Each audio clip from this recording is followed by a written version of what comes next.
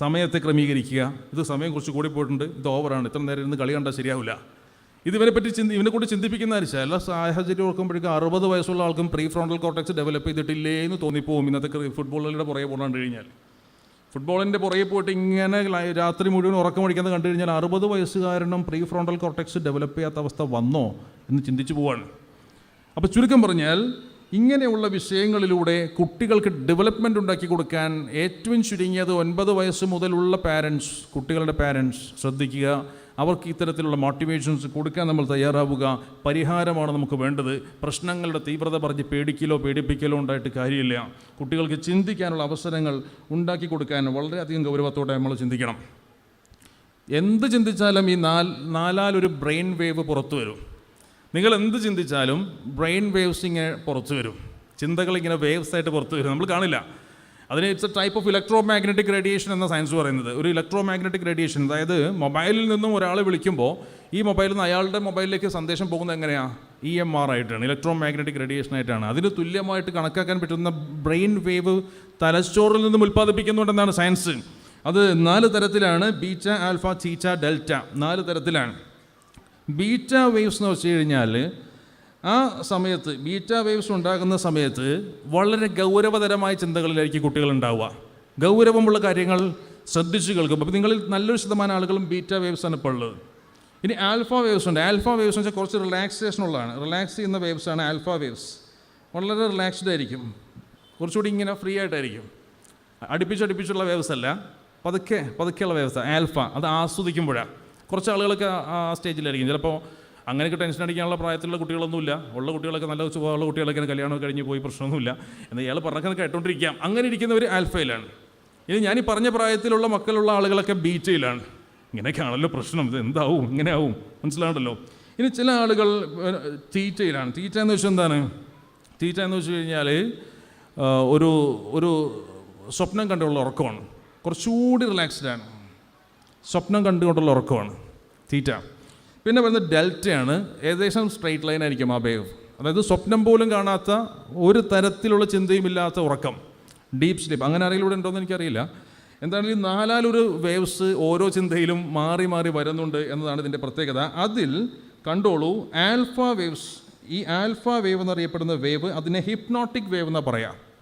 Hypnotic wave അതെന്താണെന്ന് വെച്ചാൽ, ഈ വേവ് ഉൽപ്പാദിപ്പിക്കുന്ന ഏതു തരത്തിലുള്ള സംഭവങ്ങളും, ആളായിക്കോട്ടെ, സംഭവം ആയിക്കോട്ടെ, വീഡിയോസ് ആയിക്കോട്ടെ, സംഗീതമായിക്കോട്ടെ, അല്ലെങ്കിൽ അതുമായി ബന്ധപ്പെട്ട ഏതെങ്കിലും പാട്ടുകളായിക്കോട്ടെ, ഇതൊക്കെ കുട്ടികളിൽ ഹിപ്നോട്ടിസ്റ്റ് വർക്ക് ചെയ്യുന്ന പോലെ തന്നെ വർക്ക് ചെയ്യും. ഒരു ഹിപ്നോട്ടിസ്റ്റ് വർക്ക് ചെയ്യുന്ന പോലെ വർക്ക് ചെയ്യും.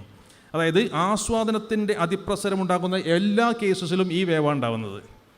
ഈ വേവിനെ നിങ്ങൾ നോക്കുക, അത് എങ്ങനെ ഉണ്ടെന്ന് ഞാൻ പറഞ്ഞുതരാം. നോക്കുക, മൊബൈലിൽ ഒരു സ്റ്റാറ്റസ് ഇട്ടു, നിങ്ങൾ വാട്സാപ്പിൽ ഒരു സ്റ്റാറ്റസ് ഇട്ടു. സ്റ്റാറ്റസ് ഇട്ട ഉടനെ തന്നെ പേര് നിങ്ങൾ നോക്കും, ആരും കണ്ടു നോക്കും, ഒരാൾ കണ്ടിട്ടുണ്ട്. ഈ സമയത്ത് ഡോപ്പമിൻ ഉണ്ടാവും. എന്നിട്ട് നമ്മൾ മാറ്റി വെച്ച് കഴിഞ്ഞിട്ട് ഒരു 10-15 മിനിറ്റ് നേരത്തേക്ക് വേറെന്തോ തിരക്കിൽപ്പെട്ട് മറന്നുപോയി. 15 മിനിറ്റ് കഴിഞ്ഞപ്പോൾ പെട്ടെന്ന് ചിന്തിക്കണം, അല്ല ഒരു സ്റ്റാറ്റസ് ഇട്ടിട്ടുണ്ടല്ലോ, എന്തായിട്ടുണ്ടാവും അതിൻ്റെ സ്റ്റാറ്റസ് എന്നറിയാനെങ്കിൽ ചിന്തിക്കുമല്ലോ. ആ സമയത്ത് ഈ ആൽഫ സ്റ്റാർട്ട് ചെയ്യും, ഈ വേവ് സ്റ്റാർട്ട് ചെയ്യും. ഒരു റിലാക്സേഷനാണ്, അതൊന്ന് നോക്കാമല്ലോ, കണ്ടോ, അതാണ് ആൽഫ. അങ്ങനെ ആൽഫ എടുത്തിട്ട് ആൽഫ വരുന്നു, ഉടനെ ഓപ്പൺ ആകാൻ ശ്രമിക്കുന്നു, അപ്പോഴൊക്കെ ആൽഫയാണ്. അങ്ങനെ വന്ന് ഇങ്ങനെ സ്റ്റാറ്റസ് നോക്കുന്നു. സ്റ്റാറ്റസ് നോക്കിയപ്പോൾ ഇത്രയും ആളുകൾ, ഒരു 50 പേര് കണ്ടിട്ടുണ്ട്. അപ്പോൾ ഉടനെ ഡോപ്പമിൻ വീണ്ടും പ്രൊഡ്യൂസ് ചെയ്യും. മനസ്സിലാകുന്നില്ല ഞാൻ പറയുന്നത്? ഇനി ഇതിന് ഏറ്റവും എളുപ്പമുള്ള മാർഗ്ഗം പറഞ്ഞു തരാം, കണ്ടോളൂ. TV ഓൺ ചെയ്യാൻ വേണ്ടിയിട്ട് സ്വിച്ച് ഓൺ ചെയ്തിട്ട് നിങ്ങൾ വന്നു, ഇരുന്നു, റിമോട്ട് കൺട്രോൾ എടുത്തു, ഇതിങ്ങനെ ഞെക്കി കണ്ടോ, ഞെക്കി കഴിഞ്ഞപ്പോൾ TV പതുക്കെ തെളിഞ്ഞ് വരുമ്പോൾ എന്തൊരു സുഖമില്ലേ ഇവിടെ. ഈ TV ഇങ്ങനെ തെളിഞ്ഞ് വരുമ്പോൾ ഒരു ഫീൽ കിട്ടണല്ലേ, ആലോചിച്ച് നോക്കുക. ഈ സമയത്ത് ആൽഫയാണ്, ഹിപ്നോട്ടിക്കാണ്. ഇനി ആ TV-യിലൂടെ ഇനി കാണുന്നത് മുഴുവനും ഒരു ഹിപ്നോട്ടിസ്റ്റാണ്, ഒരു സൈക്കോളജിസ്റ്റോ ഹിപ്നോട്ടിസ്റ്റോ ആയിട്ടുള്ള ഒരാളാണ്. പിന്നെ TV അയാൾ പറയുന്ന നോക്കി, അത് ഞാനാണ്, അതെനിക്കുള്ളതാണ്, ആ സോപ്പിട്ട് കുളിക്കണത് ഞാനാണ്, ആ ബൈക്കിൽ പോകുന്നത് ഞാനാണ്, അതെല്ലാം ഞാനാണ്, എനിക്കാണ് ഈ ഫീലിംഗ് ഉണ്ടാക്കിക്കൊണ്ടിരിക്കും. അണ്ടർസ്റ്റുഡ്? ഇത് TV-യാണ്. ഇതുപോലെ ഫീലിംഗ് ഉണ്ടാക്കുന്ന ഏതൊരു തരത്തിലുള്ള അഡിക്ഷൻ്റെ സാധ്യതയെയും കുട്ടികളെ ഈ വിഷയങ്ങൾ പറഞ്ഞ് ട്രെയിനിങ് കൊടുത്ത് മനസ്സിലാക്കണം. എങ്ങനെയും നമുക്ക് മുന്നോട്ട് പോകാൻ പ്രശ്നമില്ല, കൺട്രോൾ വരണം. അത് എന്നെ ആൽഫ വേവ് കൂടുതൽ ഉൽപ്പാദിപ്പിച്ച് എന്നെ സ്വാധീനിക്കരുതെന്ന് അവർക്ക് ബോധം വരണം. ഒരു കാറിന് എന്തിനാ brake? Why do we have a brake for the car? എന്തിനാ ഒരു കാറിന് ബ്രേക്ക്? എന്തിനാ ഒന്ന് പറയൂ. കാറിന് ബ്രേക്ക് എന്തിനാ? എന്തിനായിരിക്കും ബ്രേക്ക്? അപകടം ഉണ്ടാകുമ്പോൾ നിർത്താൻ അല്ലേ? അപ്പോൾ വേറൊരാൾ പറയാണ് കാറിന് ബ്രേക്ക് എന്തിനാ? വണ്ടി നല്ല സ്പീഡിൽ ഓടിക്കാനാണ്. എങ്ങനെയുണ്ട് അഭിപ്രായം? കാറിന് ബ്രേക്ക് എന്തിനാണ്? നല്ല സ്പീഡിൽ ഓടിക്കാനാണ്. ആ അഭിപ്രായം പറയുന്ന ആളുടെ ക്രിയാത്മകത എന്ന് ആലോചിച്ച് നോക്കി. കാരണം കാറിന് ബ്രേക്ക് ഉണ്ടെന്ന് ഉറപ്പാണെങ്കിൽ എന്ത് സ്പീഡിൽ ഓടിക്കാമല്ലോ എന്ന്, ചവിട്ടിയാൽ നിൽക്കുമെന്ന് അവന് ഉറപ്പുണ്ട്. അണ്ടർസ്റ്റുഡ്? നമ്മൾക്ക് ബ്രേക്ക് എന്ന് മനസ്സിലാക്കി എന്താണ്? നിർത്താൻ. ആക്സിലേറ്റർ എന്തിനാ? ഓടിക്കാൻ. അപ്പോൾ അധികം ഓടിക്കണ്ട, അധികം സ്പീഡ് വേണ്ട. എന്താ കാരണം? ബ്രേക്ക് ഉണ്ടെന്ന് ഉറപ്പില്ല. ബ്രേക്ക് ഉണ്ടെന്ന് ഉറപ്പുണ്ടോ ഏത് വേഗതയിൽ വണ്ടി ഓടിക്കാം, പ്രൊവൈഡഡ് വിത്ത് റൂൾസ് പാലിക്കണം. അപ്പോൾ നമ്മുടെ മക്കളെ സംബന്ധിച്ചിടത്തോളം ഇത്തരം വിഷയങ്ങളിലോട്ടൊക്കെ പോകരുത് എന്ന് പറയലല്ല അതിൻ്റെ പരിഹാരം. അവർ പോട്ടെ, അവർ ഏത് വിഷയത്തിൽ ഇടപെടട്ടെ. ഒറ്റ കണ്ടീഷനുള്ളൂ, ആ ബ്രേക്ക് കൃത്യസമയത്ത് ചവിട്ടാൻ അവർക്ക് അറിയണം, ആ ബ്രേക്ക് ഉണ്ടെന്ന് അവർക്ക് ഉറപ്പുണ്ടാവണം. ഇത് ട്രെയിനിങ് പ്രോഗ്രാമിലൂടെ മാറ്റാനാവുള്ളൂ. ഇത്തരത്തിലുള്ള അവസരങ്ങൾ പ്രിയപ്പെട്ട രക്ഷിതാക്കളെ നിങ്ങൾ ഉണ്ടാക്കണം. നിങ്ങൾ കൂട്ടായ്മകൾ ഉണ്ടാക്കണം. നിങ്ങളുടെ കുട്ടി മാത്രമല്ല, അയൽപക്കത്തെ കുട്ടിയും നിങ്ങളുടെ കുട്ടിയാണെന്ന തോന്നലുണ്ടാക്കണം.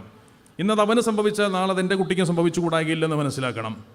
ഈ ചെറിയ സമൂഹം 18 വയസ്സ് 19 വയസ്സ് വരെയുമുള്ള ഈ ചെറിയ സമൂഹത്തെ നിങ്ങൾ ഓരോരുത്തരും ഓരോ ട്രെയിനറാവണം. നിങ്ങൾ കുട്ടികളെ സംബന്ധിച്ച് നല്ലത് പറയണം, നല്ലത് കണ്ടാൽ അവരെ അപ്രീഷിയേറ്റ് ചെയ്യണം. നടന്നു പോകുന്ന വഴിക്ക് ഒരു പക്ഷേ ഒരു കുട്ടിയെ അവൻ എന്തെങ്കിലും നടന്നു പോകുന്ന വഴിക്ക് ഒരു ചില്ലിൻ്റെ കുപ്പിയുടെ കഷ്ണം എടുത്ത് മാറ്റിയിരുന്ന് കണ്ട് അപ്പം തന്നെ പിടിച്ചിട്ട് ഷേക്ക് ഹാൻഡ് കൊടുത്ത് അപ്രീഷിയേറ്റ് ചെയ്യണം. വളരെ വളരെ പോസിറ്റീവായിട്ടുള്ള എനർജി ബൂസ്റ്റ് ചെയ്യും.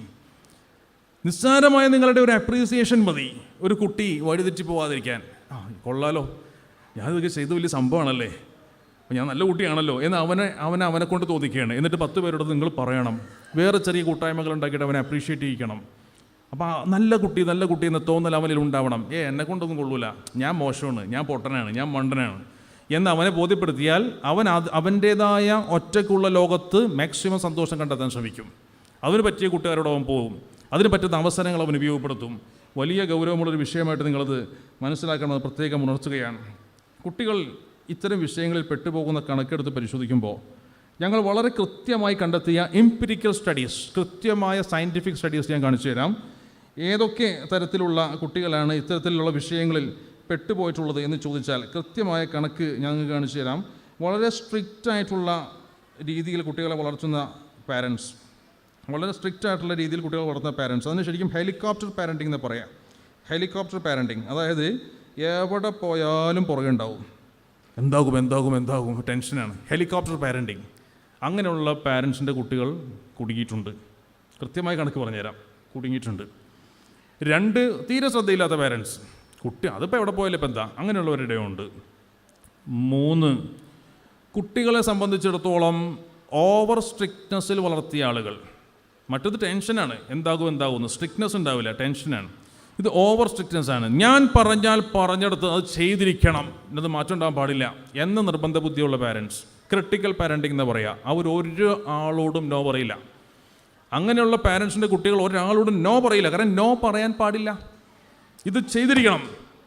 അല്ല നാളെ ചെയ്താൽ പോരെ, ഇല്ല ഇപ്പം ചെയ്യണം, ഇപ്പം എന്നെ കൊണ്ട് പറ്റൂലേ, നീ ചെയ്തേ പറ്റൂ.